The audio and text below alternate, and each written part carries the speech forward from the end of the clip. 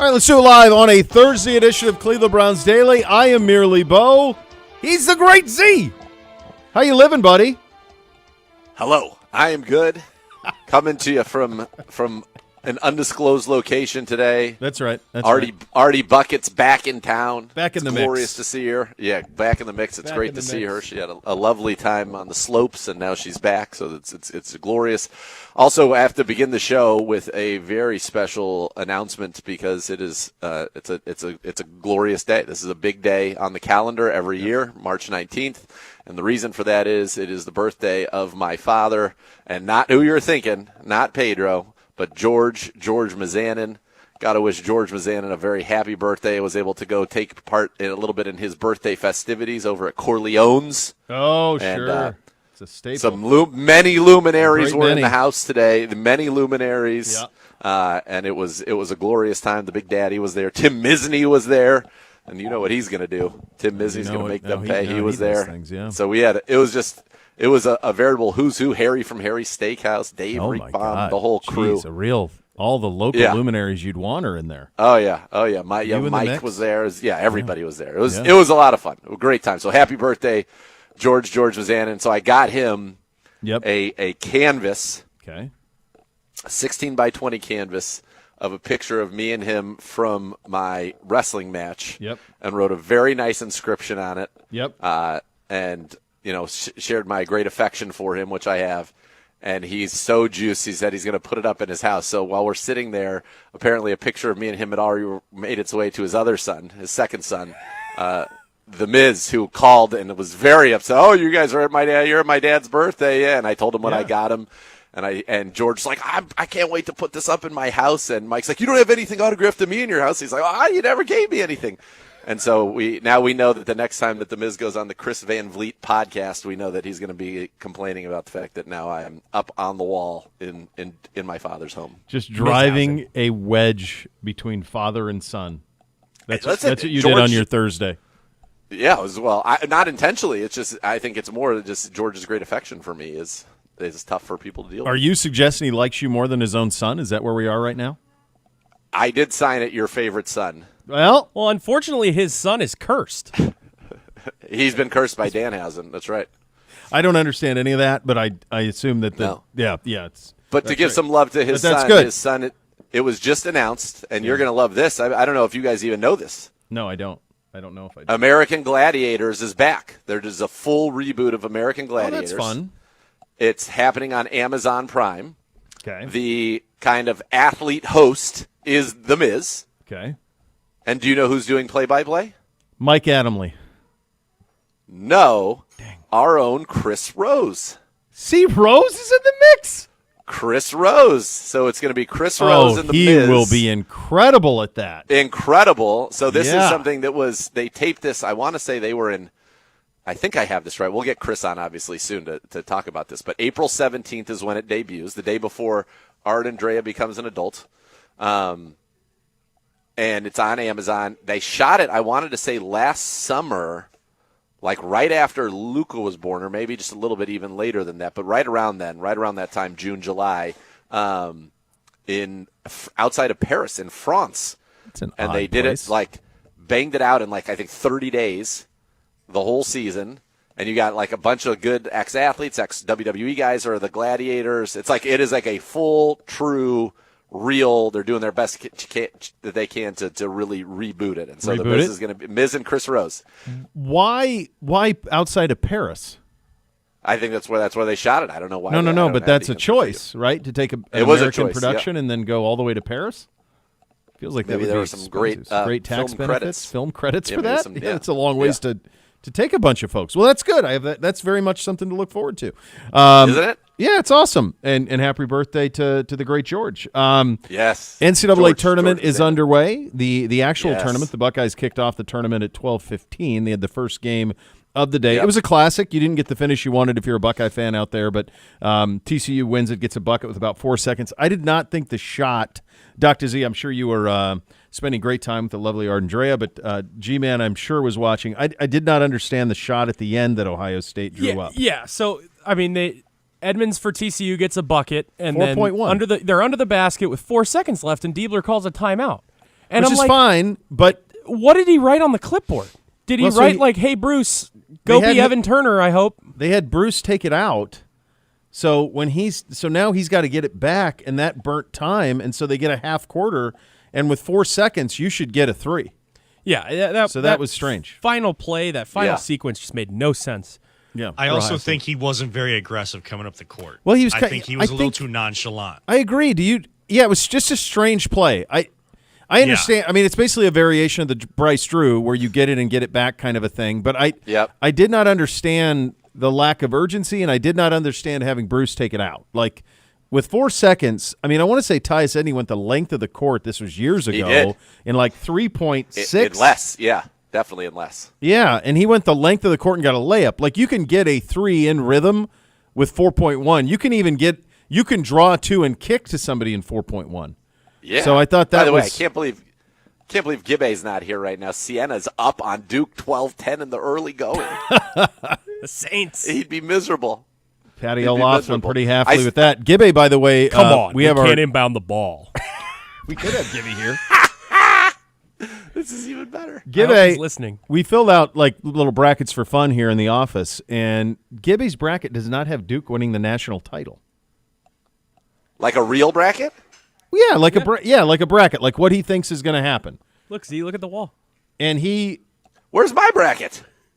I don't know. I don't know. Where is it? Do you have one here? Where I is did do one. I have one on ESPN that I can print out. Yeah, so print it out and for them. Guess, you know what? I'm true to my school. Guess who I have winning it all? Vandy. Long Island. Close. They have a good run. The Arizona Wildcats, boys. For the first time since Lute Olson patrolled the sidelines, they'll be cutting down the nets in Indy. They're a popular pick. I think they're the number 1 pick. I think you're right in on the that. nation to win Duke, the NCAA Michigan. tournament, which usually means they'll lose in the second round. True.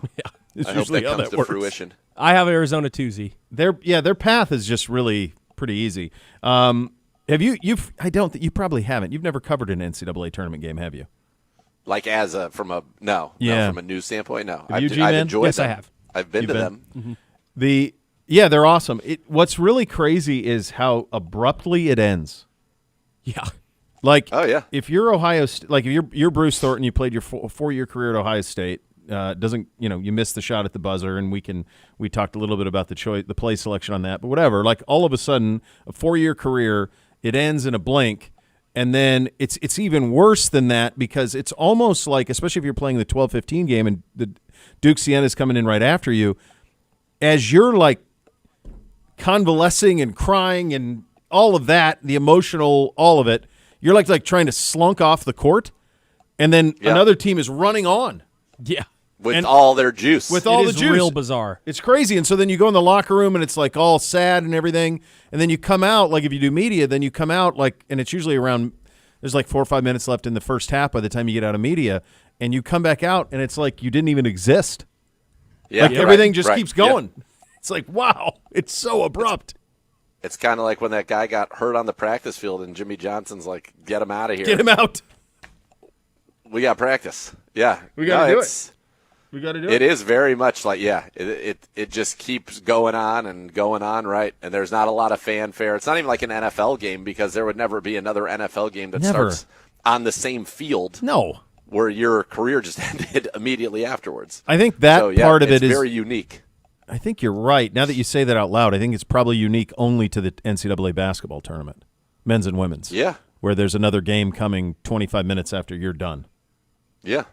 Yeah. Now, some people are fortunate they're the last game of the day and they get to roll out in that style. But for those that do not, right? Like now, this crowd's going nuts because Sienna's beating was now they're up 12-11. Duke's at the free throw line about to tie it up, but they're going nuts. And Jerry McNamara is the coach of Sienna. How can you not love that? That's pretty great. There's been a lot of those guys who are in some of those mid-major, smaller programs that are out there. NBC tried a real tricky proposition today. So he was told, I want to say this was Tuesday. It was Wednesday. It was yesterday. I said, I need this all cleaned.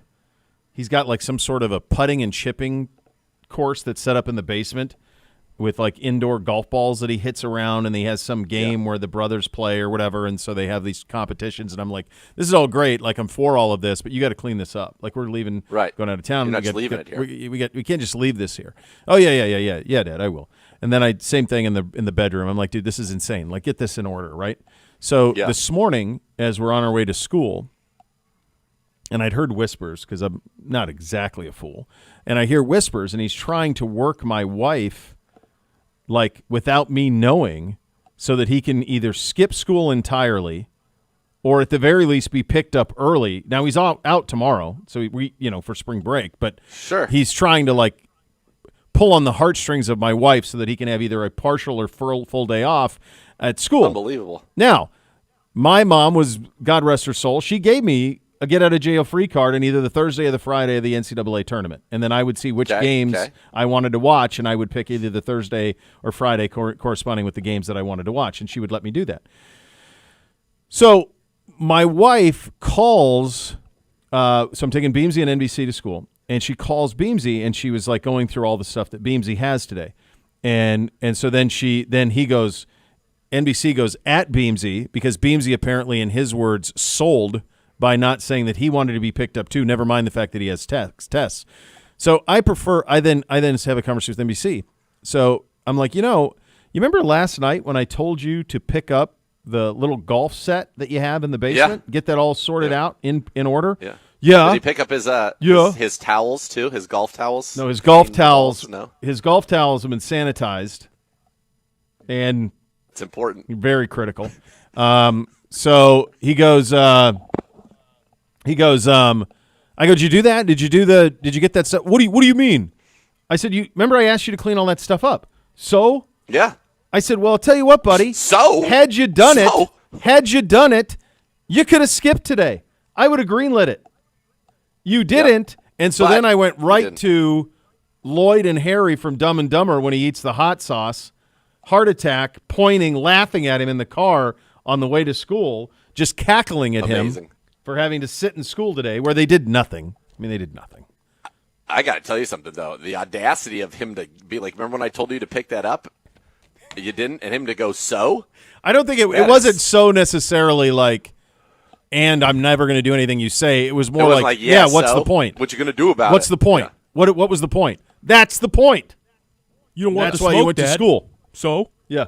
So? Okay. Well, enjoy school. Real tickling my fancy. Your best 97. Your best March Madness.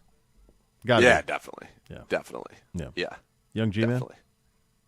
And I even got to go to. I got to go to the Sweet 16 and the Elite. Like, I got to be there. Where did they play out of? Because Birmingham. Oh wow! And so you got to zip over. I was in Atlanta at the time, so yeah, me and Danny rolled down to Birmingham. And the best part was for the Providence game, we weren't feet on the hardwood, but I think we were second row because if you remember, Kansas was the one. Kansas loses there. Arizona beats Kansas. So all those Kansas people that had bought all these really good tickets for the Elite Eight game, assuming they were seeing them Kansas winning the regional final, the secondary market, Arizona's fans weren't planning to be there. They had to go through Kansas, who I believe was the number one overall seed in the tournament that year. They were the number one overall. The tickets were like nothing. So we were second row, like behind the Zona bench. That's pretty great. Nice. That is very cool. For like nothing. So it was awesome. Yeah, it couldn't have been cooler. And was Zago in the mix? No, just me and Danny. You and Danny. And that's great. Yeah, Danny, who is Zago's eldest son. So then you saw them Only son, but eldest child. You saw them beat KU and then beat Providence to get to the. So that's God Shamgod. God Shamgod and Austin Crozier. And I'm pretty sure if memory serves, and I think we've talked about this before, that was like an overtime game. Like the Providence game was a dogfight. And I remember coming away from that game.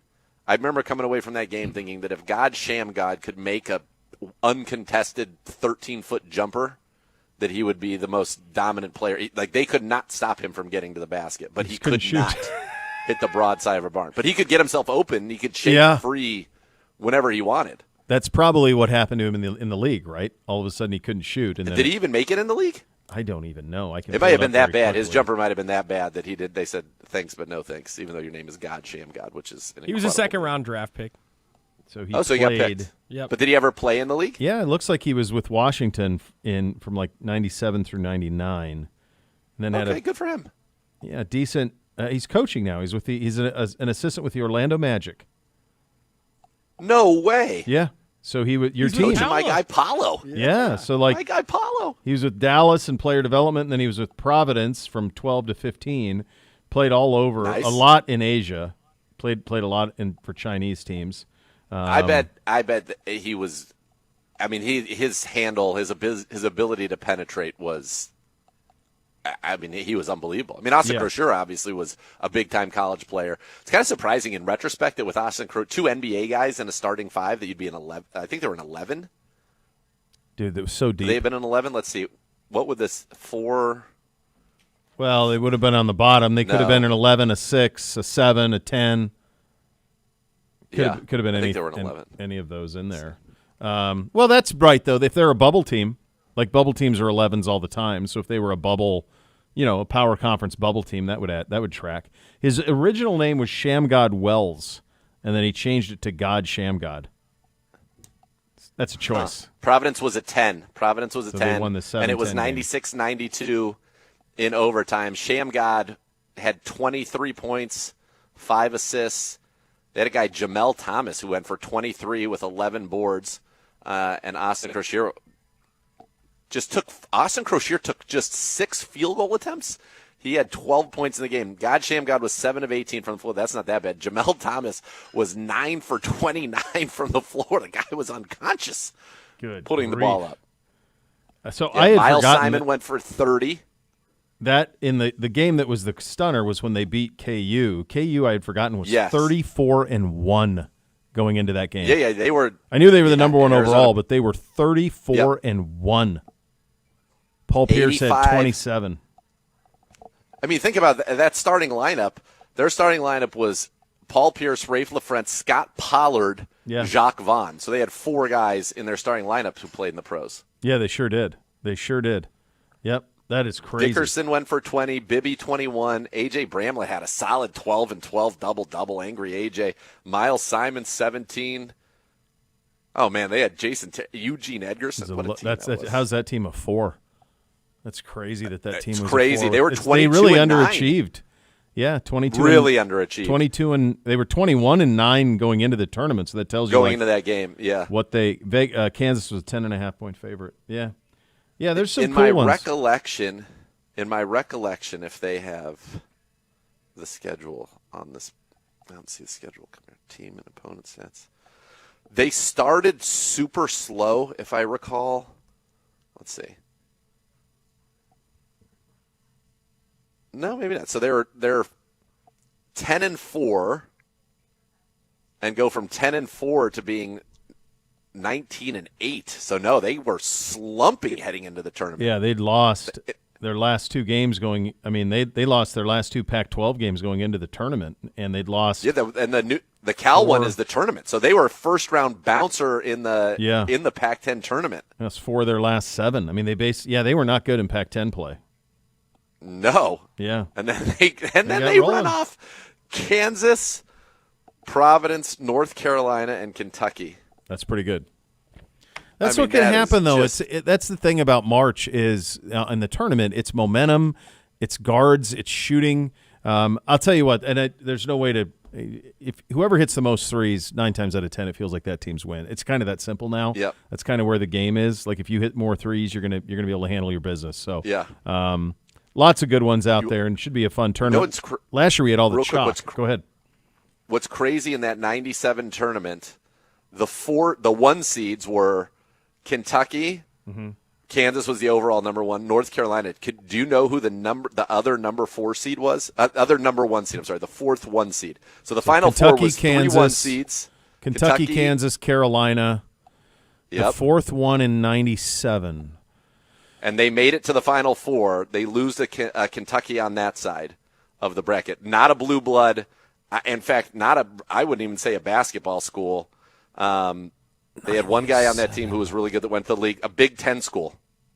Was it Minnesota? Or Purdue? Minnesota. Young Minnesota? Gabriel. Wow. Was a 1? Bobby Jackson. A Bobby Jackson-led Minnesota team was when they lost to Kentucky going in that game, they were 31-3 that year. They were the other one seed. Oh, and my they made God. It all the way in. I remember that Minnesota team, but I had no idea that they were a 1 seed. So crazy. they had 5 guys who played in the league. 2 of them you know pretty well. Bobby Jackson, Sam Jacobson. They had John Thomas, Quincy Lewis, Trevor Winter also played in the league. He was a 7-foot center. But, yeah, Bobby Jackson took a Minnesota team. Holy mackerel.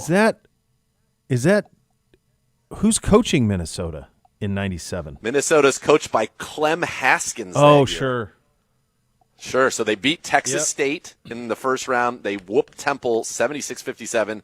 Then they beat Clemson 90-84. They win the Midwest Regional Final, defeating UCLA 80-72. And then they lose to Kentucky. And that was, that's Charles O'Bannon, Toby Bailey Jr., Jelani McCoy. Like, that's not a joke. No. UCLA Those guys team. were all freshmen on the 95 UCLA team that won the national title. Wow, that's incredible. All right, couple of things in terms on the football side of things. Reportedly agreed to terms with former Ravens wide receiver and special teamer Tylan Wallace. He played under Todd, obviously, in Baltimore, so you'd get some real face time there with another special teamer and wide receiver coming into the mix. And then we've bolstered our front. Reportedly agree to terms with former Bills edge A.J. Epineza.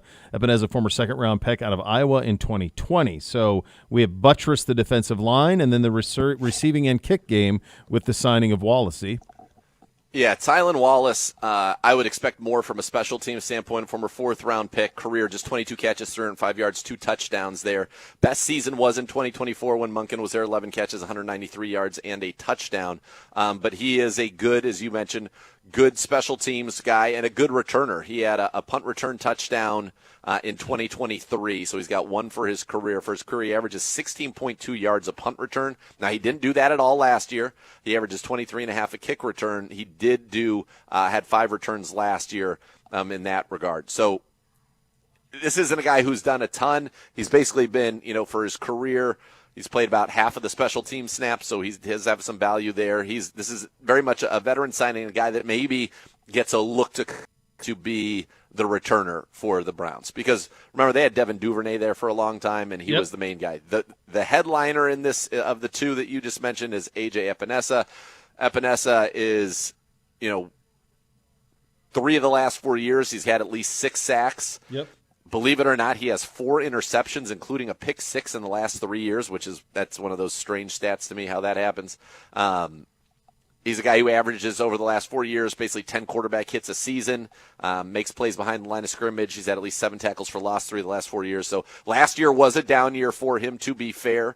2.5 sacks. He had 2 tackles for loss, 9 quarterback hits. The years before were 6.5 sacks, 7 tackles for loss, 10 hits, 6.5 sacks, 7 tackles for loss, 10 hits, and 6 sacks, 8 tackles for loss, and 11 hits. So he's been a productive pass rusher, and you think about him obviously being on, he's going to be in all one-on-ones. Yep. He's the replacement for Cam Thomas. That's a little bit of an upgrade. A little bit more pricey because I think Cam Thomas signed for 1 year 3. He signs for 1 year 5 reportedly. So pretty good. That's a good mix there. Now you're talking about having Myles Garrett. You got Alex Wright. You got Epineza, and you've got Isaiah McGuire. Your 4 defensive ends. That's a pretty good group. By the way, Siena is now on a 10-0 run, up 26-16 over Duke. Let's go. This can happen. This can happen. You got kids who played together a long time, and Duke is, primarily freshmen. They're still doing it that way. The teams at the top, if you look at you think about the number ones, Michigan, Arizona, Florida, the other 3, they're really transfer heavy. Yeah. Duke is a lot of kids. It's a lot of kids. You got 18-year-olds playing 21 and 22-year-olds who have been around. And I don't know Siena well enough to know if they've got a veteran group that's been around a long time, but my hunch is they probably would. And the 3-pointer is the ultimate equalizer in this stuff. So that would be a stunning thing. Them down 10 is pretty wild. They're 4 of 6 from 3. 26. Oh, man. And Duke's 2 of 11. So there it is. Sometimes it's that simple. Like, who's winning those battles are the ones that do it. I always look at who makes more threes, free throws, and assists. Those are the ones that I look to. Rebounding can be a little bit That's a good one, too, but those are some ones to really pay attention to. All right, we have proposed a rule change ahead of the NFL's owner meeting that's getting a little bit of attention. We propose to allow teams to trade draft picks up to 5 years in the future as opposed to the current 3-year restriction from the well, let's talk about that first. The 3-year restriction is basically done to protect teams from themselves. I think so. Right? I mean, there's no other way to read it. Was in place. Yeah. Yeah. It's like you guys should not be allowed to have this type of power, so we're going to take it away from you. And I think part of the reason is it's going to put for a current GM, right? And this is, I think, to what your point is. You are going to make this. If you're going 5 years out, let's be like, I'm going to give you, and I think that could be for, Joe Burrow, right? Like Joe Burrow wants out of Cincinnati. They're never going to spend the money to get the guys around me. I want out of here. Who wouldn't give up 5-1s for him? Maybe I'm sure there's a team that would. But it allows a general manager. I think it's fun, because it just allows more trades to happen, and I think more trades are fun. Yep. But it really does allow for a general manager who, and the reality of that job is, other than like a Howie Roseman or a John Schneider who have been there for a while. I'm sure I'm missing a couple other ones, but who's down in with the Rams, Demoff? Yeah. Les Snead with the Rams? Les Snead, I mean, yes. Demoff runs the Rams, yes. Yeah. Les Snead, there's certain guys, John Lynch has been there for a while now. Yep. AB has been there for a while now. But for the most part, this is a job you take to you are going to get fired at some point. Yeah, that's just the reality of being a general manager, just like being a head coach. That's the reality of it. It allows a general manager who is very much in job save mode to make decisions that do not negatively impact what will likely not be his tenure. Yeah. To benefit themselves now. Like if you're like, who even thinks about, don't worry, we're just giving up a 2031-1. Right. Who knows what the heck 2031 looks like? No idea. Nobody knows. Nobody knows. But you can maybe get something you want for it. It's a roll of the dice on the other side. But or there are going to be situations where somebody really, really wants somebody, or Arch Manning's in the next draft, and let's say by the point we get to the draft, it's clear that he's going to be Peyton Manning, or even Eli. Eli's won 2 Super Bowls. Sure. That you're like, okay, let's just give up all 5 of our ones. Yep. Let's give up all 5. I love it. I hope it passes. I'm for it. Yeah, I'm for it. I hope that it happens, and I hope that it's something that we that can get through. And I'm with you. I just think it's more fun. Love to see some big-time player movement in the league, so I would love to see it. The Steelers proposing this. They want to make permanent the change implemented during the 2025 season that permits clubs to have one video or phone call with no more than 5 prospective UFAs during the 2-day negotiating period, and allow teams to make travel arrangements with such players upon agreeing to terms.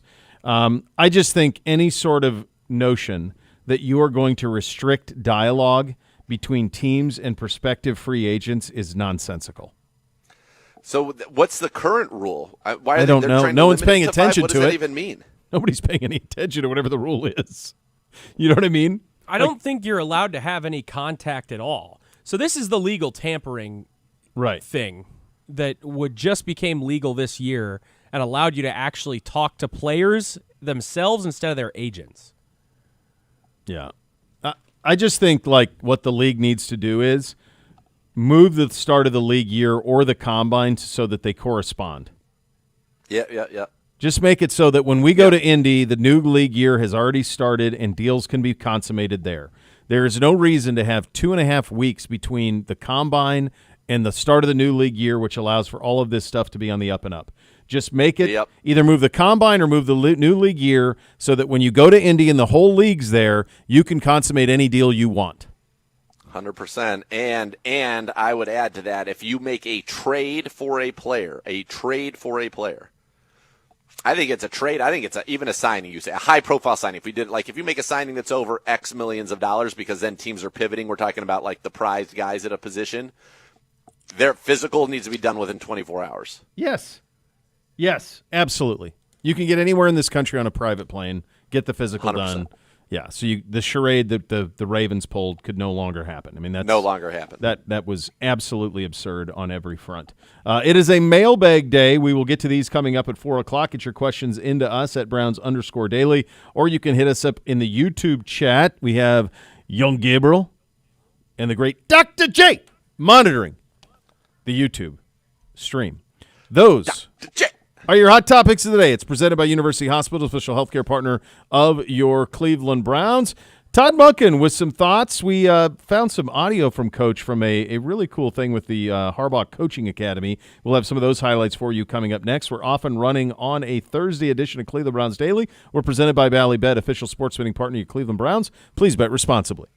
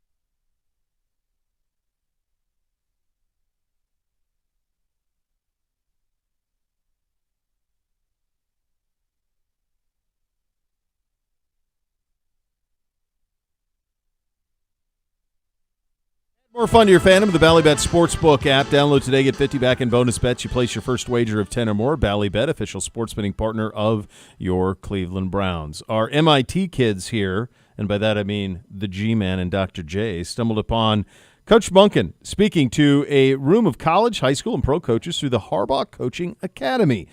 Some really good stuff here from the coach. This is a real window into Coach Monken and some of the things that are important to him. So we're going to play some of these cuts for you. Let's start with one on the quarterback as an athlete, off schedule, and being explosive. Here's Coach. Athletic QB, off schedule. No chance in the world, if you want to be explosive, you want a statue at quarterback. You don't. Now, there's a fine line, right? Get a guy that just runs, and then it's like, all right, when we have to throw, you're always trying to find that bounce. You still have to be able to throw it. But you want to be explosive. Guys that can use their feet and get you out of trouble. Because, as I always tell the offense, we did a study all the way back at Tampa, Jameis Winston, and it's every year, our number one pass play has always been scramble. We will not call another play that happens more than scramble. I don't care if we call both seam, we call pit, we call a naked, don't make it.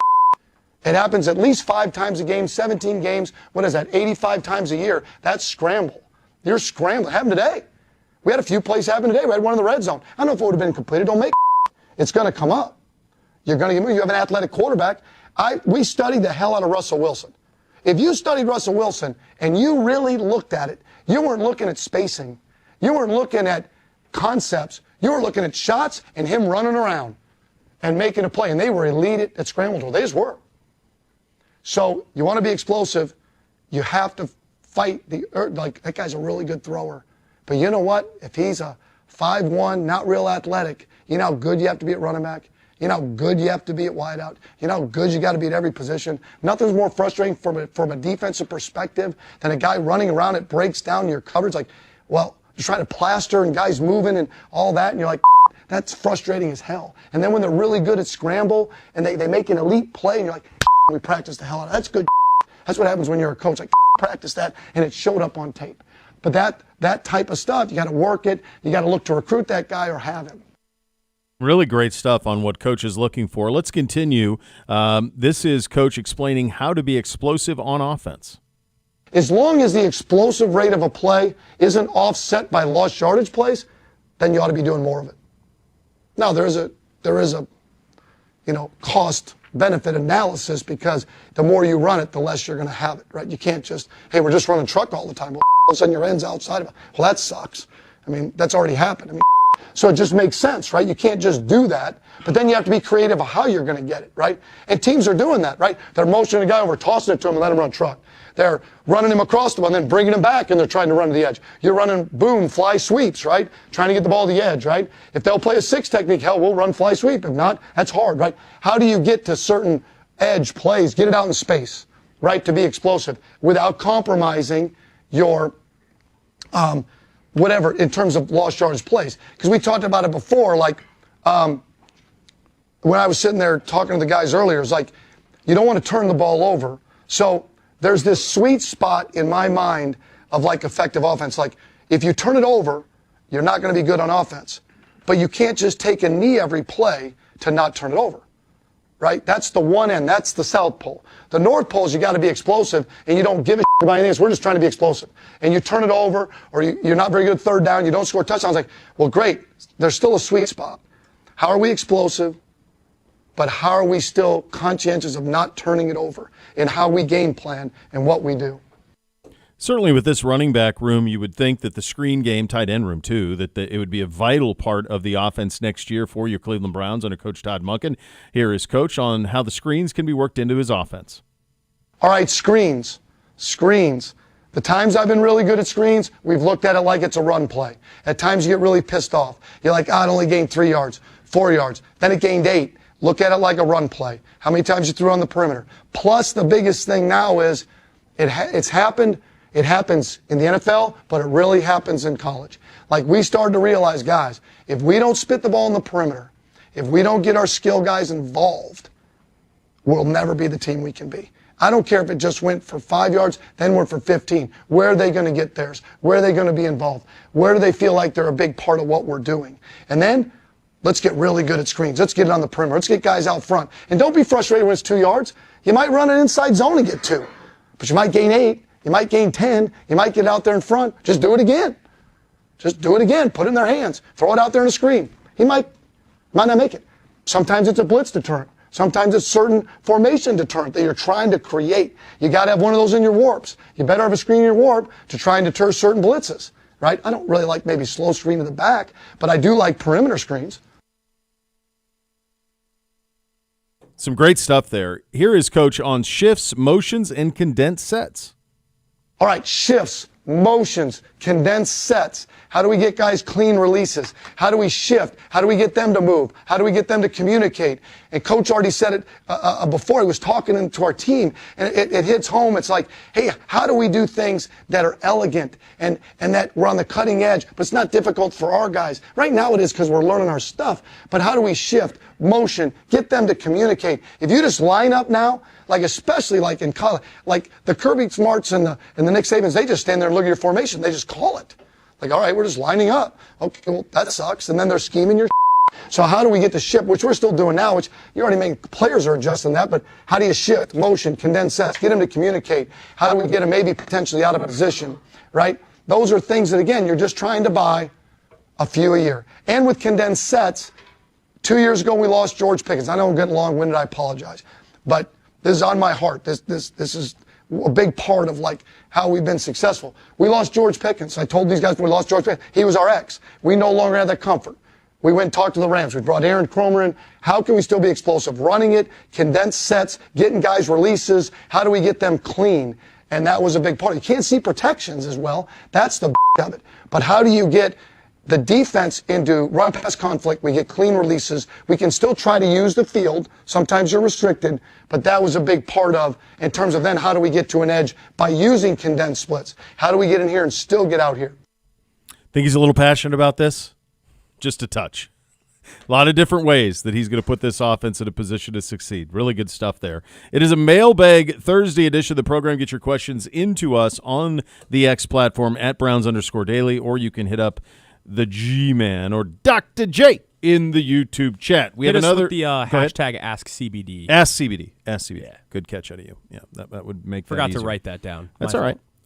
Mel Kiper, Field Yates discussing the direction the Browns will go with the number 6 pick. Take a look at some mock drafts as well. It's coming up next. You're listening to Cleveland Browns Daily. We're presented by Ballybet, official sports betting partner of Cleveland Browns. Please bet responsibly.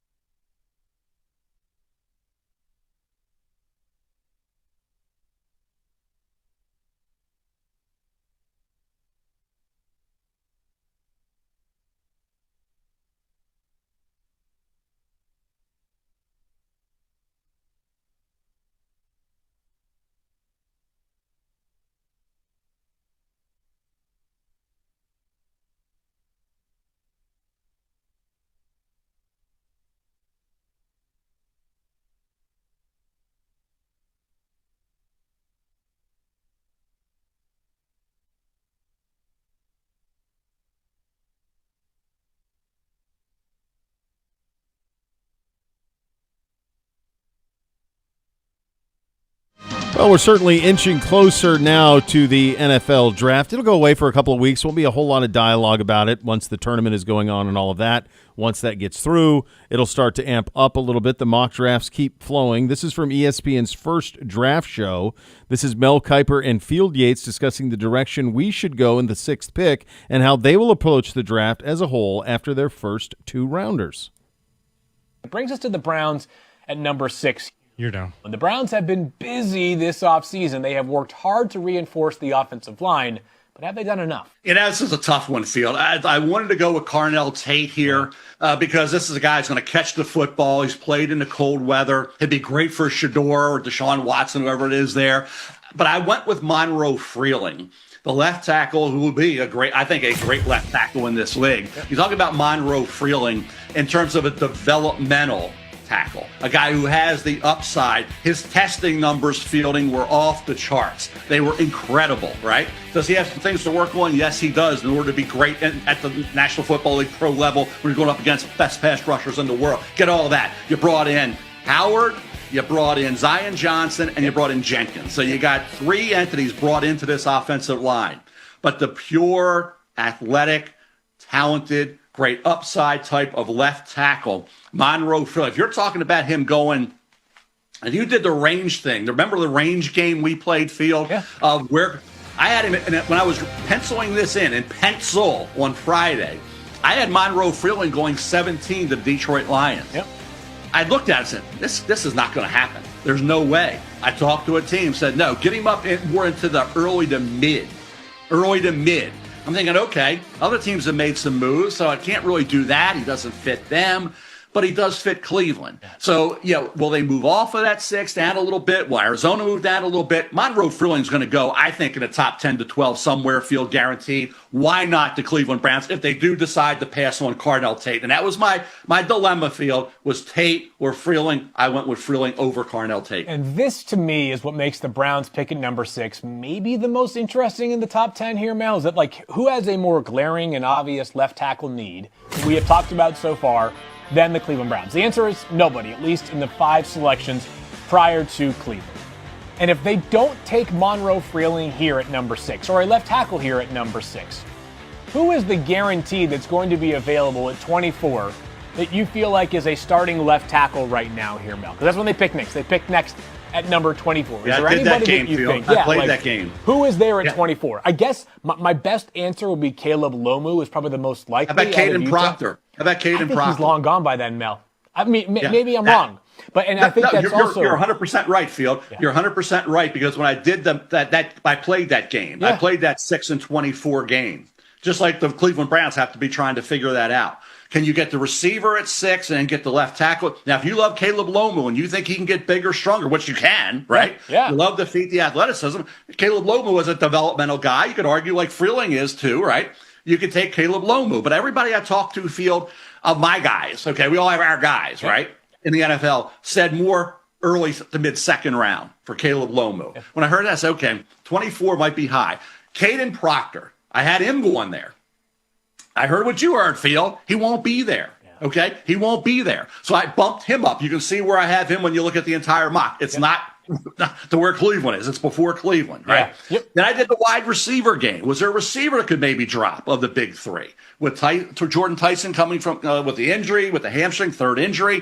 Mekhi Lemon, some people think he's good, maybe not super elite like I think he can be. Yep. So could Lemon. So I went with Monroe Freeling over Carnell Tate, thinking maybe that receiver at that point, well, even if Lemon's gone, then you got Casey Concepcion, you got Denzel Boston, you got others, you got that deep group in the 2nd, 3rd, 4th, 5th, 6th round. You can get a receiver, right? That 6th, 7th round area, I'll throw that 6th, 7th round area, may find another receiver field. I'll give you that for one time today, and that's it, guy, pal. So that's it, 6, 7, one time only. But for the Browns, it is that 6-24 connection that you have to try to work out. Yeah, it's important. I do think you have to look at it as like a 2-pick, maybe even a 3-pick approach here, Mel, with their early 2nd round pick as well. And I wouldn't normally do this exercise except for the fact that at left tackle this year, the depth just drops really quickly. Some of the other notable offensive tackles or offensive linemen in this class are either largely or project to be right side offensive linemen. CeCe Maui, we've talked about him extensively. Spencer Fano, a right tackle as well. Blake Miller from Clemson, a right tackle. Max Ihanachor from Arizona State, right tackle. These are all guys who could go in the first 32, 35, 38, 40 picks, and a lot of them, or at least half of them, are right side offensive linemen. So if you're Cleveland and you're sitting there, you're saying to yourself, if we don't get Monroe Freeling at 6, how likely is he to get there at 24? All right, you and I, we're well on record with this. The one thing that I thought that, and it's interesting because Kuiper is dealing with, the way he kind of phrased this was, Carnell Tate or Monroe Freeling. But in describing Monroe Freeling, and this is one man's opinion, but I wrote this down. He did use the word a developmental left tackle. At 6, that's what everybody thinks about him. Everybody thinks he might have the highest ceiling of any left tackle in this draft, and that he might be the one true left tackle in this draft. But he said it. Brian Baldinger has said it recently on the Cleveland airwaves that this is a developmental player. This is a guy that needs some time. He needs to get stronger. He needs to kind of grow into his body. And that sounds to me like somebody that's a project. I feel like this football team, the Cleveland Browns, is currently constructed. You don't want to draft for need, but if you believe that Carnell Tate is a ready-made, number one receiver in the NFL, take him. And by the way, if you don't, and you don't think that any receiver in this league is that, then just take Caleb Downs. We have to get a stud at number 6. We have to get a guy that is going to be a stud, period. A good football player. Yeah. You never go wrong drafting good football players. I really think that's a receiver. I think you don't overthink it. I think it's Carnell Tate. Now, if he's off the board, then that you can't draft Carnell Tate. So then you got to go in a different direction. But then trade backs, whatever. I don't know what compensation is going to be there to trade back. Is it going to be worth teams' while to move back in a year where we know that teams are going to be reticent to give up 2027 first round picks? So I don't know, but I'm of the right now, don't overthink it. Get Carnell Tate. Taking a guy who's a project that just feels like, could it work out? Of course it could. But this person, I think, needs to be an immediate impact player. And it has to be somebody that you have very high confidence in, that they're going to be really good and that their floor is still that this is a good player. Like their floor is we're still going to, as long as you don't do anything crazy, we're going to want you here on a second contract, and you're going to be a strong contributor to our team. Now, if you end up being, one of the best number 2 receivers in the NFL, that's okay too. Right now, certain teams have that luxury, right? And we've heard even that there's some George Pickens to Carnell Tate's game. George Pickens is the number 2, even though he's getting franchise tagged in Dallas behind CeeDee Lamb. Like that's okay, but he needs to be a guy that you really believe is a dude. Whoever you take at the spot, not a project. I'm not into projecting. Me.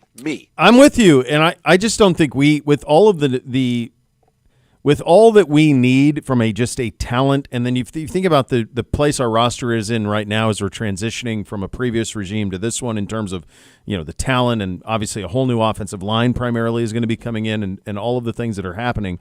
I just don't think that we're in a position. That's a luxury. Like you're taking if he is and we don't know if he is. It's one guy's opinion, but as you mentioned, there's others with this opinion as well. We can't really roll the dice on that. I mean, I think you need a dude.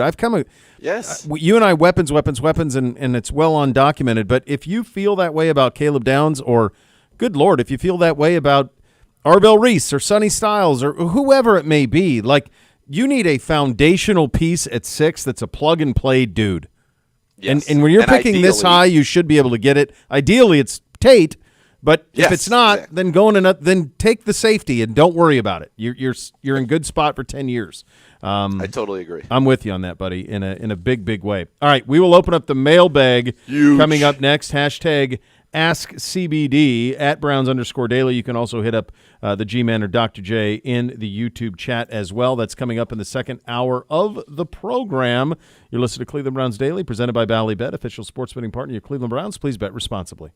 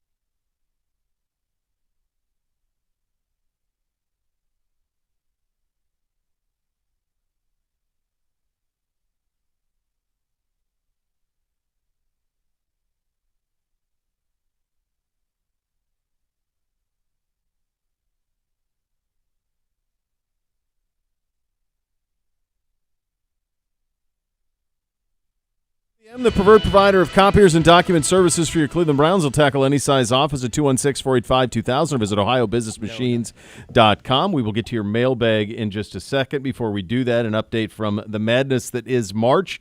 If you are just joining, you're driving around and completely unaware. It kicked off with Ohio State losing a very close game to TCU. TCU was up 15 in the first half. Buckeyes rallied back, outscored by 13 in the second.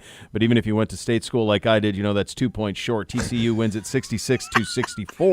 That is your final score in that one. Other finals from earlier today, you will have Louisville defeating South Florida 83-79. Nebraska gets their first ever NCAA tournament win, 76-47 over Troy, and another upset, a 12-5 upset is back. It is High Point over Wisconsin, 83-82. In that game, a guard for High Point who had 4 threes in the game hit a layup with about 11 seconds left to give High Point a 1-point lead. It was his first 2-point field goal of the season. That's right. Of the season. He was 0 for 4 up to that point. Chase Johnson, he wears 99. All he does is shoot threes. Man. And he shot one layup that ends up being the game winner for High Point as they knock off Wisconsin. In progress right now, Vanderbilt up 3 on McNeese. McNeese led for much of the first half.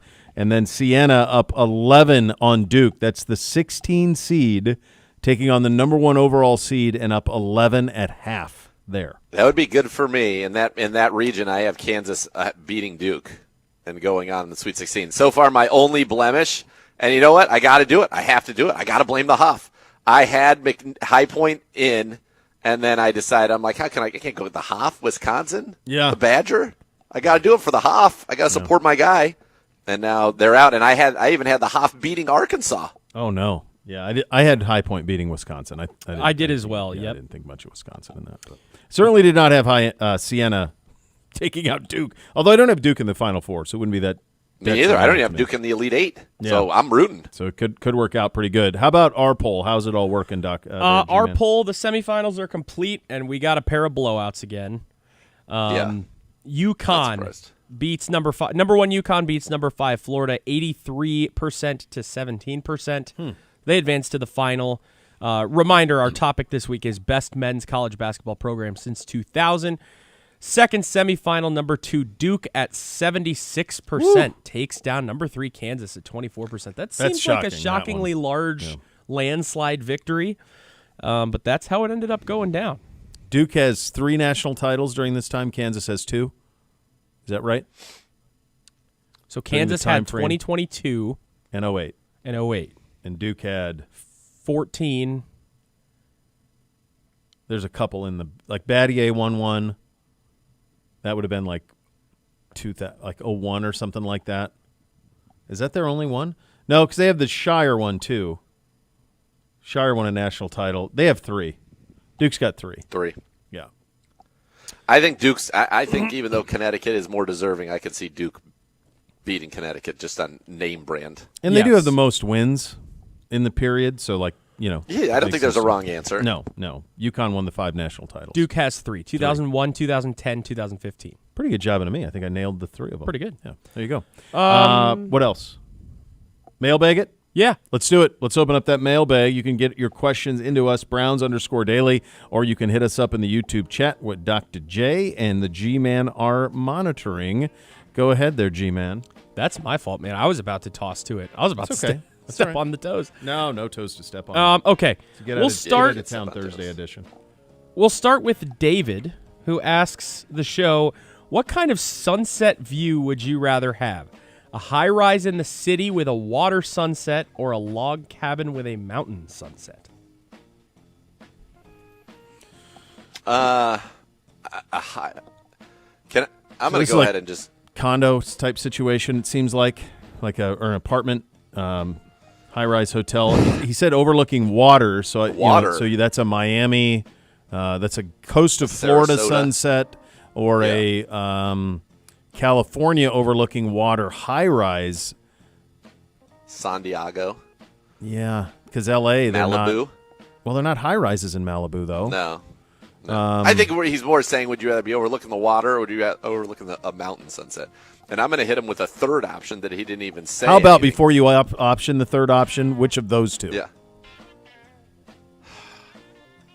There's something beautiful about watching the sun go into the water. There is. Magic time, as the boys refer to it from the time that they were little. Here's the other thing that I think that makes that the correct answer. Over water typically means warm. Yep. Mountain sunsets, which are spectacular, can sometimes be cold. In fact, even in the summer, sometimes they can be cold. So I will opt for the first one. What is your third option? Being on like high up on a hillside in Paradise Valley and watching the sunset over the Valley of the Sun and the red rock and all the colors and the blue sky, everything you get in a desert, in Arizona desert sunset, which is, I mean, the purples and the different, you only get that there. That I love. That's my dream, is to be sitting in my infinity pool, sucking down some tequila, maybe having an El Pastor taco right there and watching the sun go down. Sounds glorious. Yep. After a nice day on the golf course. You get those in the California desert as well. That painted. I bet you do. Yeah. David also asks the show, what is your morning beverage of choice? Coffee, tea, or other? Well, I always have 1 cup of black coffee in the morning. But before I have that, I always have a large Yeti of lemon water right out of the gates to hydrate, feed the liver a little bit. So I always do that first. And then I have 1 black coffee, and then I drink a lot of water in the morning. I basically hydrate for the day by noon. As you guys know, I'm a never coffee guy. Never have, right? Never will be. Never. The only time I've ever had a coffee, like a cup of coffee in my life, it's been either like a Mexican coffee, Irish coffee. What's a Mexican coffee? I think that's got like... I was going to say, well, down there they call it sexy coffee, where they, light the liquor on fire and it goes into the coffee and it's sweet. Some sort of a dessert. Liquor. It's basically a dessert alcoholic beverage. I got you. That's the only time that I've ever had coffee. I've never had a cup of coffee for the sake of that's just coffee. So do you think that the things that happened in your youth, like 100%. Watch me drink coffee, you're going to eat hard-boiled eggs, you repudiate all of those things? It's also why I've never smoked a cigarette. Never had a cigarette. I never ripped a heater in my whole life. There you go. I mean, really, the only thing you're probably missing out on a little bit, I do like a black coffee, but probably just the protein from the egg is about the only thing that you're really missing out on. But the rest of it, you're fine. You're proteined up. My G's a P. I'm doing just fine. So I don't have a morning beverage. I drink water through the night, and I often, like you, will put some lemon in it. Yeah. I will sometimes have I think the brand is actually called lemon water. Yeah. I fancy the dragon fruit flavor, and that I'll have. But like I basically drink water all day. Yeah. Once I go to sleep, and if, like in the middle of the night, I'll wake up and have a sip of water here, there. I'll drink water, and then other than that, the only thing that I ever really drink is tequila and red wine. Yeah. And a white wine on occasion with appetizers, of course. A bourbon seafood appetizer. in the winter. Bourbon in the winter, yeah. But not as much, interestingly enough. Not as much. I've actually kind of... Did you peel this back year, a little I would this say year? was peeled back a little bit on the bourbon. I still like it. Sometimes I'll just have like an añejo or an extra añejo, which gives you an extra añejo in particular gives you that. By the way, Sienna still up 11, 18 13, and a half bud. to go. I'm a little behind, a little delayed. Yeah, I guess 13. this guy's going to score right here to the basket. He goes, Euro step, and they're up 13, sure enough. Look at Asa behind you. How about just it? Perching around. It's Woody. I'll tell you what, for the spring break, what I've been doing, what I really like on the spring break, and it kind of gives you that margarita. If you go an extra añejo or añejo tequila, and you go like a heavy lime squeeze, like the juice of one of those small limes, and a little bit of salt on top, it gives you kind of the sweetness without needing what you would get in a margarita, and it's an absolute delight. It's one of my go-tos. I like doing a little tequila with a Topo Chico and then some fresh jalapenos in there. Yeah, ranch water. Ranch water. That's a big one. Ranch water's a treat. Yeah, it's a real treat. Let's dart on over to the YouTube chat where Stony-Wan23 asks, do we have any more room in cap space to make any other free agency moves, or are we approaching the time when all remaining needs must be satisfied through the draft? Oh, no. We're we're flexible. We've got room. We got that credit. We've got room. All right. There you go. We have room. Love a Dog is today. Very fungible. Yeah. Love a Dog today asks, in honor of the Bishop family vacation, What locations in the United States is on your must-visit list? So I'll go first. For me, I've been very fortunate to travel to, obviously, a great many cities within my job. And then also, oh, my God, I just missed a dunk with my job. You don't see that very often. Unbelievable. Sienna just missed 2 dunks in 1 possession. How about it? I have never actually spent time in Boston. And I think I would love to go to a Celtics game, go to a Red Sox game. I'd love to, go to Fenway, obviously. Yeah. I'd love to do that in Boston. When we play the Patriots, we actually stay in Providence, Rhode Island. Yep. So I've never been in Boston, and kind of as a kitty corner to that, like the one place that I've wanted to go, I've been to the Hamptons and they're fine, but the place that I've really wanted to go is like Cape Cod, Martha's Vineyard. Yeah, Nantucket. I've never operation. Never seen it. Yeah, so that would be pretty cool. I have not done the islands off of Boston. I haven't done the Nantucket, Martha's Vineyard, any of that. Cape Cod. I have not done any of that. I've done Boston. Maine was really cool too. Maine's great. In terms of, I think probably at some point I would, the hole in my resume that I have no idea if it's great or not. But like you, I've been fortunate to travel to a great many places, and growing up out west and then spending a lot of time in the deep south, and then now here, I've just seen a lot of the country. I think there aren't many states that I haven't seen. I think I probably got like 46 out of the 50. But one that I would really like to see that I haven't is New Mexico. Yeah, New Mexico's great. You'll love it. I don't know if if that's a Santa Fe, Taos. I had somebody say that it's one of the places where you can ski and golf in the same day, which would be kind of a fun thing to do. You can do that in Southern California, too. You can ski and golf in the same day. There aren't many states that you can, but that's probably one that I have not been to that I would like to. I've not seen the Grand Canyon either, and I think at some point considering we're going to reside there at some point, OFs. I need to do some advanced scouting. Yeah. Grand Canyon's very cool. I think unless you're going to go down in it, you're like, okay. I think I probably would. I think I would probably do like the float trip thing and like. Yeah, you'd have to. I think that'd be super cool. I think that'd be amazing. Do that, yeah. Because it's really tough to get to. I'd add Bighorn to my list as well. Places I would like to see. We can check that box. Like to see. Yeah, let's check that box. Check that one. Get that done. G-Man, what's yours? What's mine? Your number one bucket list. Haven't been there. United in the US, States trip. Continental. I'd like to go to Alaska too. Have you been to Montana yet? Montana definitely on the list. Yeah, no.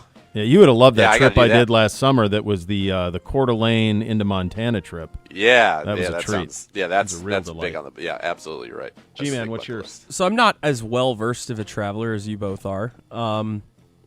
Been here most of my life. I mean, I went to Wadsworth, went to Kent State. Furthest west I've been is Chicago. Oh, geez. So there's a lot to explore. I've never been. Oh my God, young Gabriel. Never been on an airplane. You've never even been to a Louisiana Purchase state. That's right. My God. Gotta get you going. This isn't the 1800s, young Gabriel. I know. It's crazy. I would really like to see the Grand Canyon as well. I've always been infatuated with the idea of visiting Arizona, like Phoenix. Yeah, you should be. Tucson. Great. Yeah, you'd like it. Something like that. And then I want to go to the Bay Area pretty bad, too. Oh, yeah. Young like Gabriel. All those places. Yeah, we can. Like walk my full path. travel guides. We'll give you full travel guides. Whatever you need. Whatever you need, young Gabriel. Seattle also. Really want to go to Seattle. Yeah. It's good. It's a nice town. And if we were going all the way up to Canada, Banff National Park in Alberta. Oh, that's an Banff attention is big. getter. Banff's awesome. Banff's pretty big. Ever since I used to play that game, Banff is Lynx was the game. It was the original online golf game. I love that game. There's discussion that will be the landing spot for this summer's Montana adventures. We'll fly into Calgary, do Banff, that'd be great. And then head down. Mm-hmm. Yeah, it's only about 2.5, 3 hours from where I grew up. I think that's a tremendous idea. Yep. I think that'll be a real treat. The golf there will be. It's got to be awesome. By the way, I'm calling it right now. I hate to burst everybody's bubble, but Sienna's losing. When their big center, who's looks like he's 7 feet tall, missed a dunk uncontested, it's all been downhill from them. Now the lid's on the basket. That'll be the day. They had a 3 that was in 5 different times and somehow popped out of the basket. That dunk miss that's going to loom large. You missed 2 dunks in 1 possession. Please. Are they still up 9? They are, but it feels bad. That dunk, I'm telling you, he missed like a layup line dunk. Uncontested. Off of 2 feet, which you don't miss 2 feet. Bad mojo there. Yeah, very bad mojo. Just to put a bow on the Banff National Park discussion, my dream is to play outdoor hockey at Lake Louise. I think that would be amazing. So you're going to have to stay at the Fairmont Lake Louise to do that. Yeah, that's how you do it. So you fly into Calgary, Fairmont Lake Louise, and you can do it. Let's make it happen. Yep. Love a Dog today also asks favorite NCAA player names of all time. I think in honor of God Shamgon. Well, there's my favorite player of all time has probably the coolest basketball name, or on the short list of coolest of all time, and that's Magic Johnson. Pretty good name. Kind of shaped his entire life. Yep. Like some sport. The story on that, some high school sports writer from the Lansing newspaper where he grew up. He grew up in Lansing, and then obviously went to Michigan State. But when he was in high school, playing for, I want to say, Everett High School, the Vikings, a sports writer tabbed him Magic Johnson as like a junior or senior in high school. And it just stuck. And we talked about this when the late, great Jim Donovan was around, when we were trying to come up with nicknames for our defense and all of that.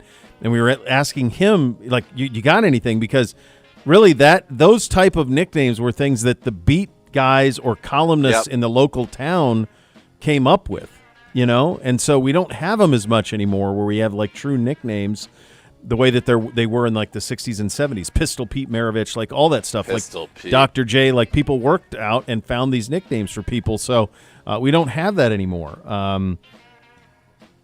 So the Hick from French Lick and Zeke from Gabbin Creek, Jerry West. There was a lot of great nicknames back in the day. The Big Dipper, Wilt Chamberlain, the Big Dipper. Oh, the Big Dipper. We just don't have nicknames anymore like that. Love it. No, we don't have. You got great one ones like that jumps out? God Shamgod's pretty good. God Shamgod's a pretty good name. I was going to say, Rex Chapman's a great name. King Rex. Yeah, King Rex. I will say that George Gervin. Yeah. Yeah, that was a good one. Dr. Duncanstein. Phi Slamma Jamma. Like, we don't have stuff like that anymore. No, we don't have it. Oh, man. It's just over for Siena. They're squeaky. It's very squeaky right now. Yeah. It's down to 6. Well, it should be. I mean, it should.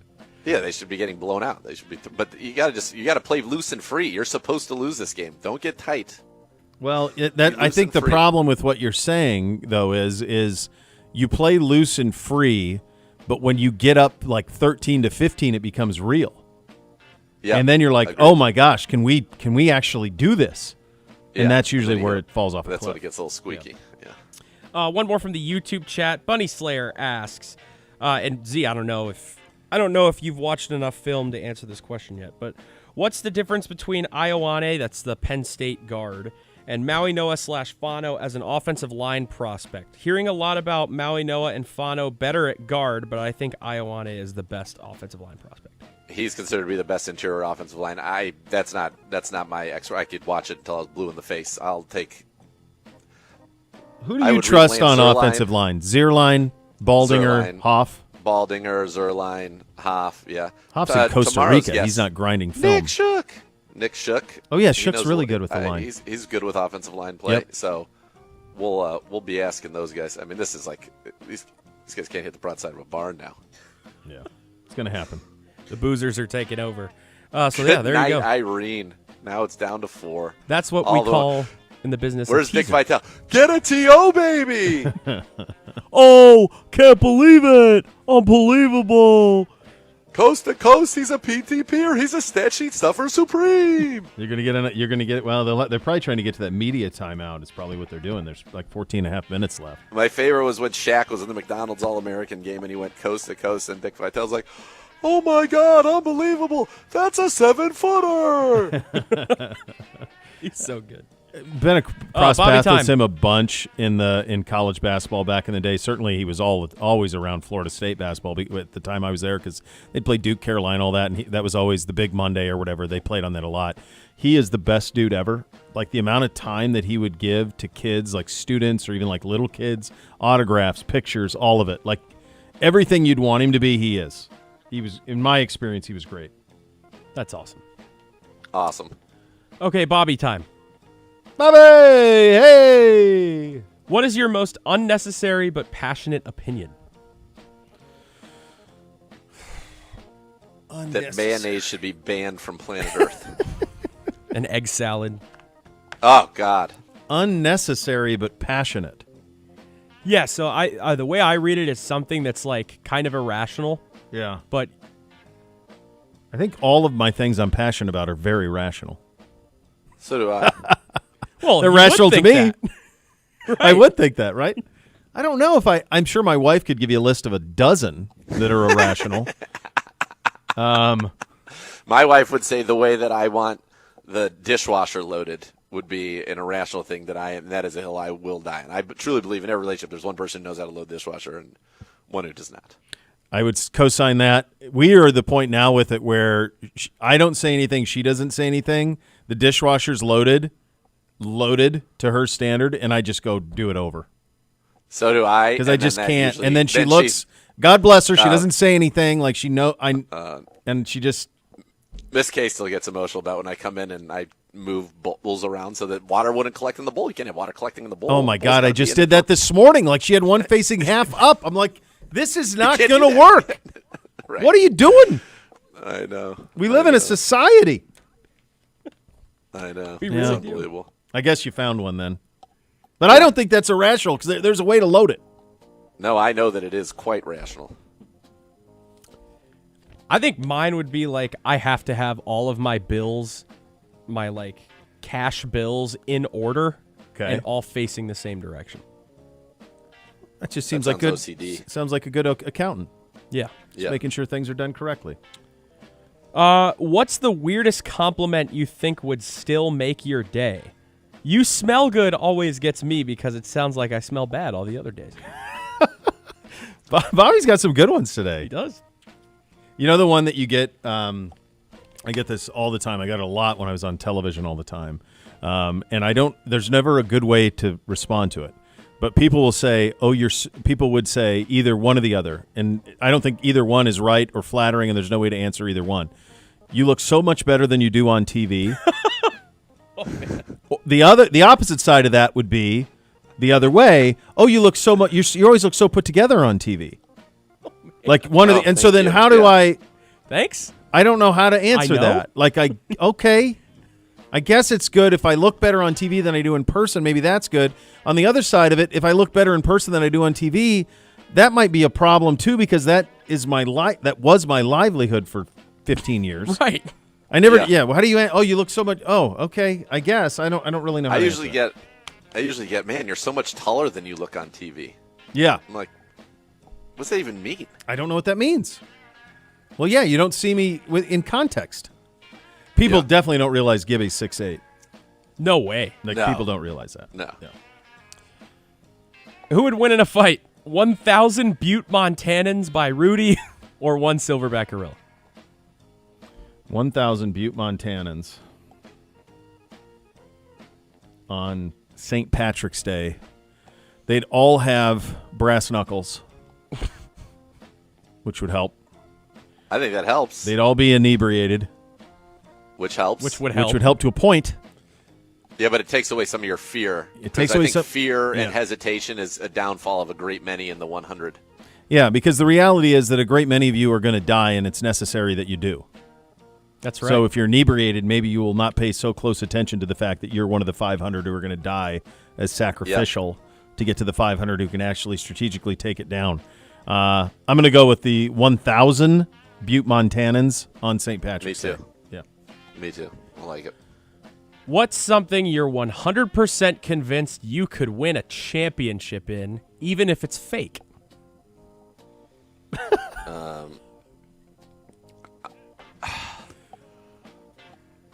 I know that I could win a wrestling championship.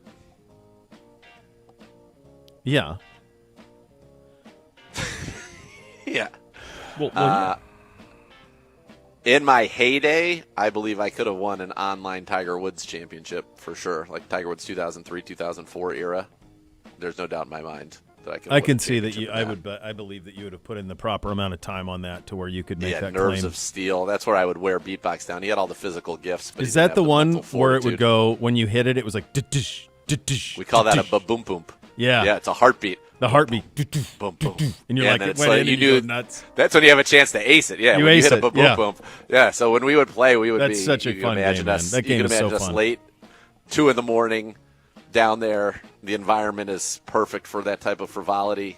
And we're there, and now we're on 17 or 18. It's a tight match, and then you hit a boom boom, and you're like, it's a boom boom boom. You're going down, boy. Then it goes in, and you run around. Oh, it's the best. What a time to be alive. Yeah, it really was. All right, great job, kids, on the mailbag. We will head to the podium with Elton Jenkins. Listen to Cleveland Browns Daily, presented by Ballybet, official sports betting partner of your Cleveland Browns. Please bet responsibly.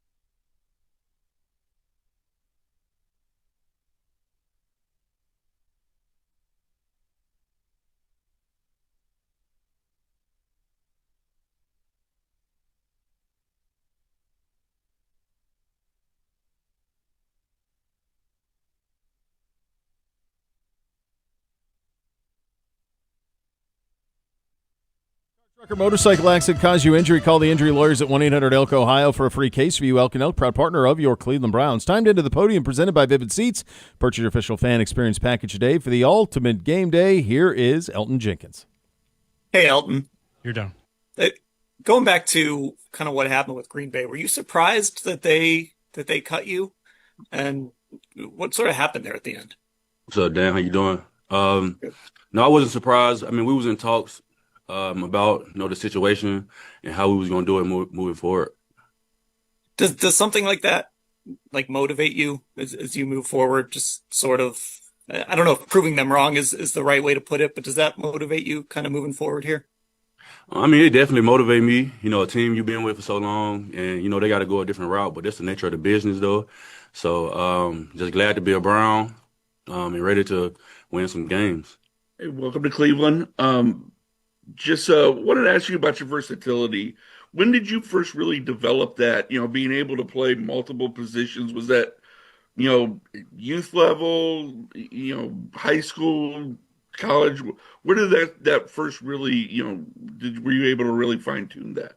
Looking back on it, so when I was like 11th grade, I was playing left tackle.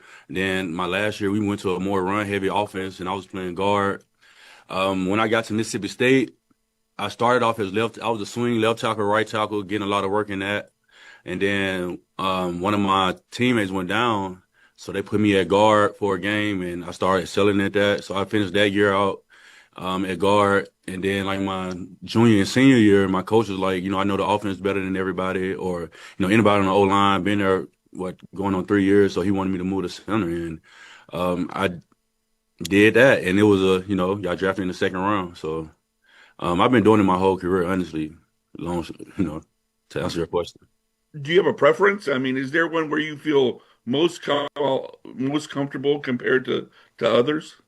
I've been playing, so especially in the NFL, I got way more snaps at left guard than any other position, and playing center in college. So now it's just like whatever, I'm open to playing whatever that's going to help the team, and it's going to help us excel moving forward. Hi, Elton. I have 2 quick questions here for you.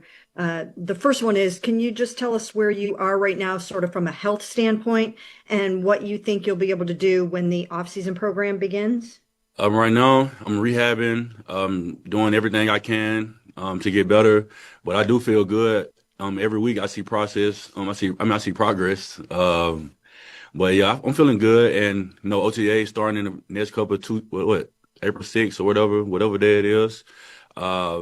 And I plan on being here with the team, going through my rehab process, but being ready for the season when they come up. Okay. And then my next question was, were you able to see, in the game that you guys played against the Browns last year, that this is, like Zion said earlier, kind of a team that maybe has more to it than what the record may have shown last year? Oh, yeah, most definitely. Especially playing our defense. Y'all definitely kicked our butt. So just having the top 3 defense, and then just the guys, the skill positions, as far as like receivers, the running back, just seeing Kushan run the ball last year, it was very motivating to come here and just have a running back like that, that run with such confidence, power, and the speed he got. So I definitely think the record last year doesn't show the team that we have. And, it's our job to come in and expect to win and do that. Okay. Hi, Elton. You have played so many positions along the line, but you made the Pro Bowl twice at left guard. So how much conversation took place so far with the Browns as to where you're playing? Yeah, we talked about it, and I told him I want to keep an open mind moving forward. The more guys we got, the better. They can play different positions, but obviously you don't want to play musical chairs and stuff like that, but you do want guys that's able to fill in if a guy go down, or we need a guy this week, and things like that. So I'm definitely open to playing anything and what's going to help the team. So you seem to be like a wild card as they remake this offensive line. They still have some uncertainty at center and at left tackle. If you were to be designated the starter from the off-season program at one of those two positions. Do you feel comfortable about having a Pro Bowl year at either of those positions? Yeah, for sure. I just right now it's just getting healthy and making sure that I'm getting the reps at whatever position they want me to play. But I definitely feel like I still can play. I'm still gonna play this game at a high level, no matter what position it is. Hey, what do you think about the rest of the moves that the Browns have made on the O-line with Titus and Zion and bringing back Tevin? Yeah, I feel like they're gonna be I feel like Zion. I've trained with Titus in 2018 coming out.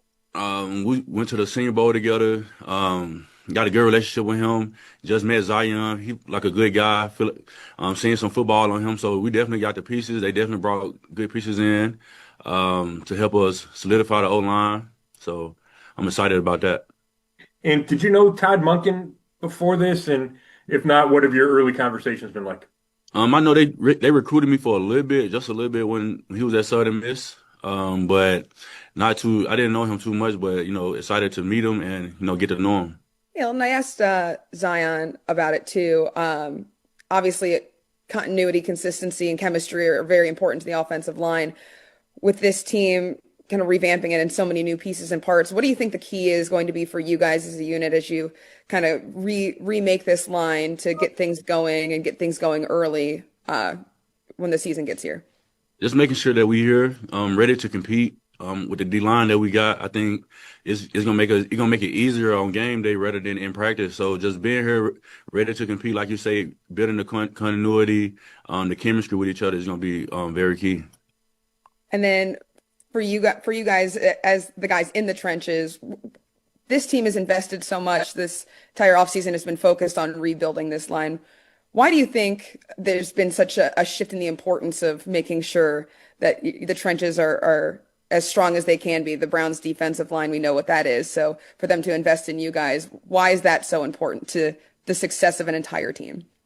Because that's where it started. It started up front on the O-line and on the D-line. And having the skill guys that we got in the building right now, I think with a good O-line, and us building chemistry and playing good football is going to help us out a lot and help us win a lot of games. Hey, Elton, wanted to ask about Coach Warhop and getting a chance to play with him. Just somebody who has been so respected at every coaching stop he's made, and how exciting it's going to be to work with him, do you think? Yeah, during the free agency process, Titus called me. And he was recruiting me real hard, talking about Coach Warhop and the things that he did for him throughout his career. And then me just I had looked him up honestly before, and the guys that he coached and the mentality that he come with, I feel like it was a perfect place for me to be, especially trying to just work on my game and just pick his brain and try to get everything I can out of him. When Titus called you and was trying to recruit you a little bit, what was the part of his sales pitch besides Coach Warhop?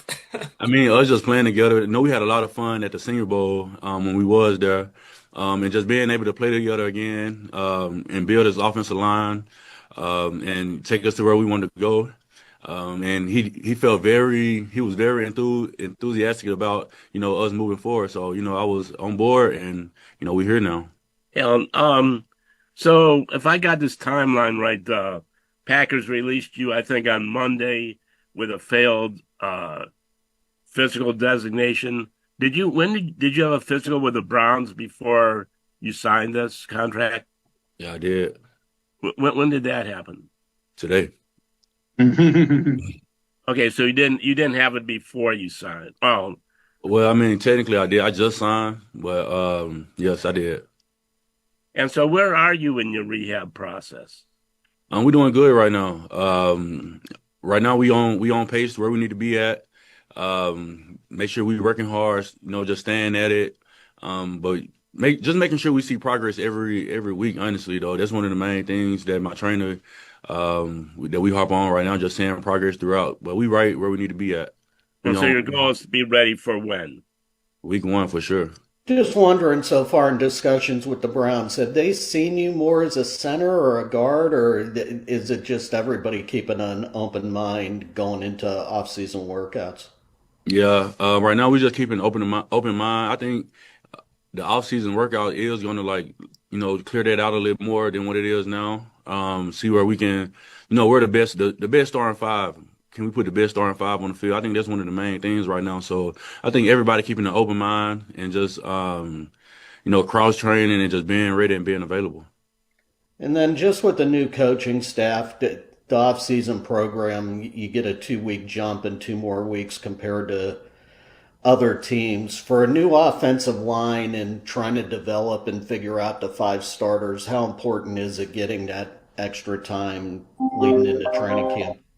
Yeah, it's gonna help us. Out a lot. Just being able to get that jump. Having 2 weeks on people. We new in here, so honestly, I'm gonna ask for the playbook before I leave. Just to get on top of that. But it's gonna be very key for moving forward for us to do what we want to do moving forward.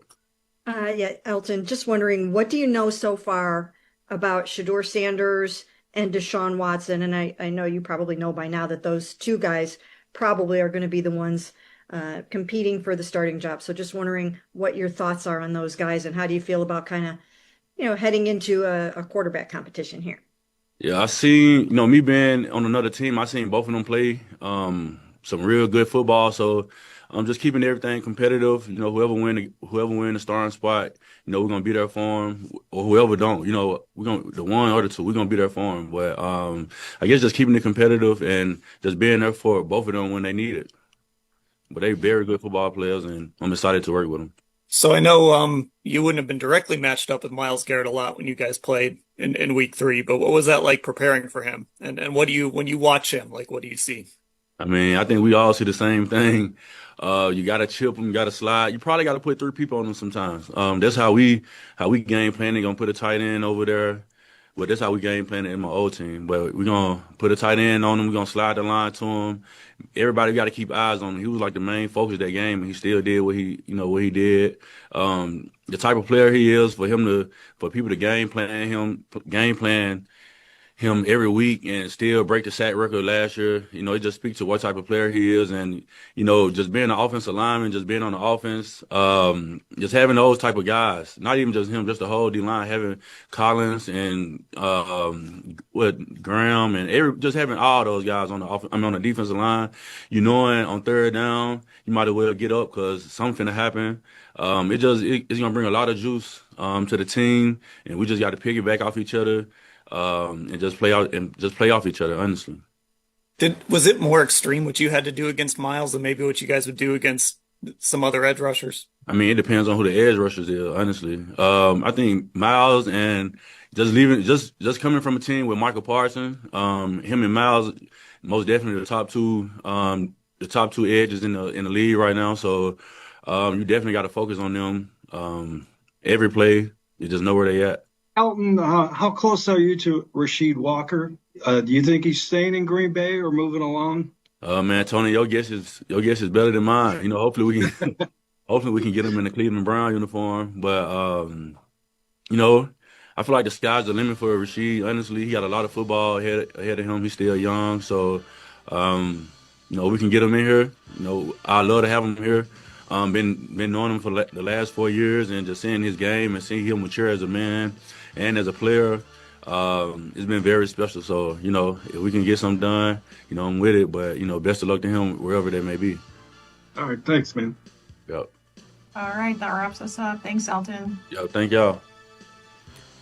All right, there you go. And thank you for listening. We're back tomorrow. Cleveland Browns Daily, 850 ESPN Cleveland. You've been listening.